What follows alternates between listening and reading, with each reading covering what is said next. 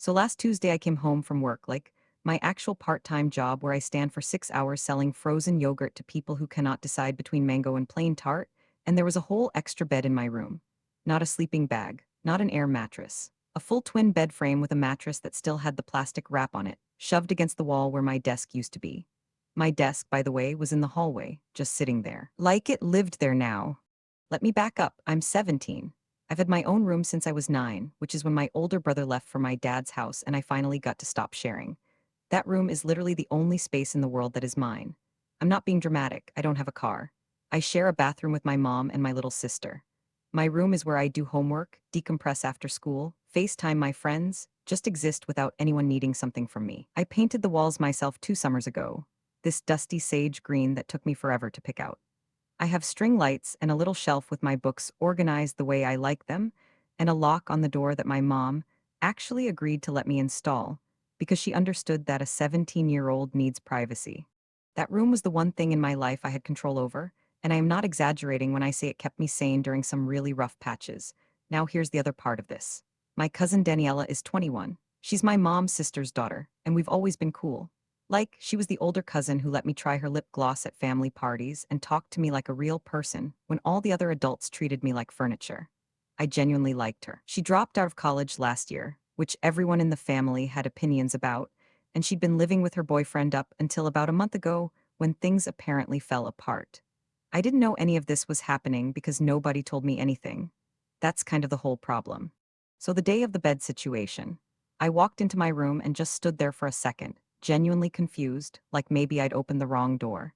Then my mom appeared behind me with this expression that I can only describe as someone who knows they messed up but has already committed. She goes, "Before you say anything, this is temporary."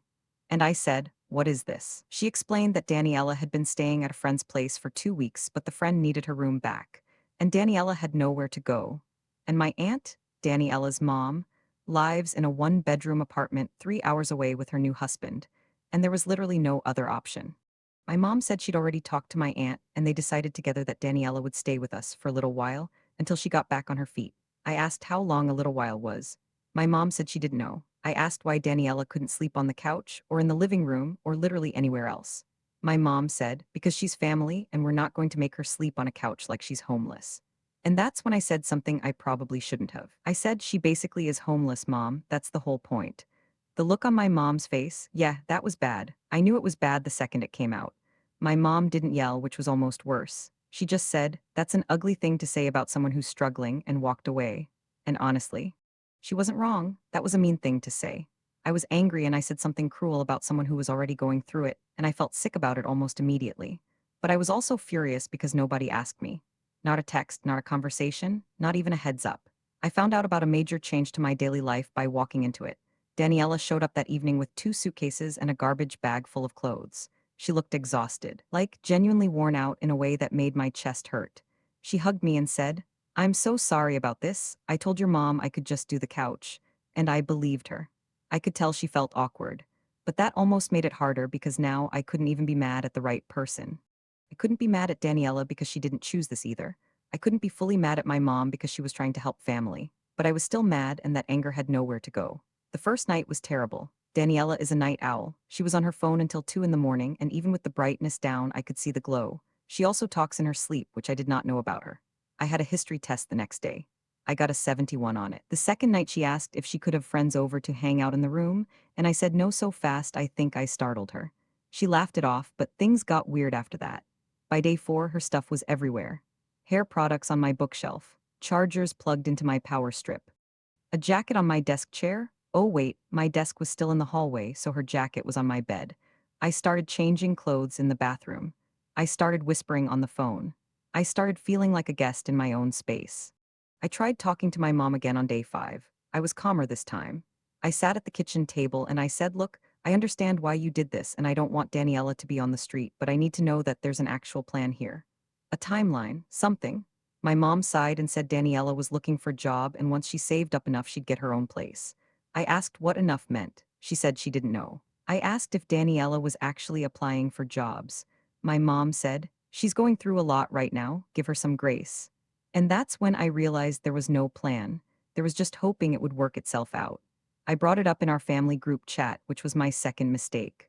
I didn't say anything rude, I literally just said, "Does anyone know how long the living situation is going to be? Just trying to plan." My aunt responded with a paragraph about how family supports each other and how she's disappointed that I would even ask that. My uncle, who lives in a four-bedroom house, by the way, said I should be grateful I have a roof over my head. My older brother texted me privately and said, "That was kind of cold." Daniela didn't say anything in the chat, but she was quiet around me for 2 days after. My mom was upset that I made it public. The thing is, I don't think I was wrong to ask the question, but I think I asked it in the wrong place, and the way it came across made me look selfish. My best friend said I had every right to be upset. My other friend said I was being kind of heartless. I lay in my bed, 3 feet from my cousin's bed, staring at the ceiling, and I genuinely didn't know which one of them was right. It's been 3 weeks now. Daniela got a part-time job at a pet store, which is something. She's nicer to live with than I expected, honestly. She bought me a coffee yesterday without me asking, but my room still doesn't feel like mine, and I still get dressed in the bathroom, and I still don't know when this ends. I love my family. I know my mom's heart was in the right place, but I also know that nobody, not one single person, asked me if I was okay with this before it happened. So tell me honestly, am I wrong for being upset, or is my family wrong for acting like I shouldn't be?